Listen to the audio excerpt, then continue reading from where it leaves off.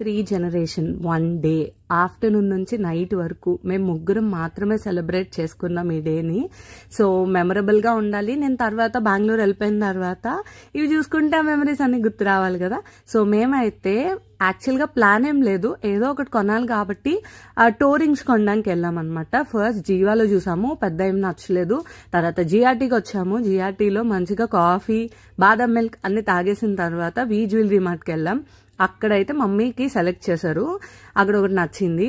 So అది అయిపోయిన తర్వాత ఇంత నడిచి ఇంత చేసినప్పుడు కలిసిపోయామని ఈట్ స్ట్రీట్కి అయితే వెళ్ళాము.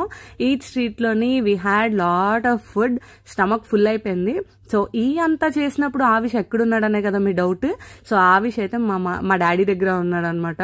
సో వాళ్ళిద్దరు ఇంట్లోని చాలా బాగా ఎంజాయ్ చేశారంట. ఆవిష్ పడుకొని లెగ్సిన తర్వాత మా డాడీ దోశ వేసి ఇచ్చారంట. వాళ్ళిద్దరు సాంగ్స్ పెట్టుకొని డాన్స్ చేసుకున్నారంట.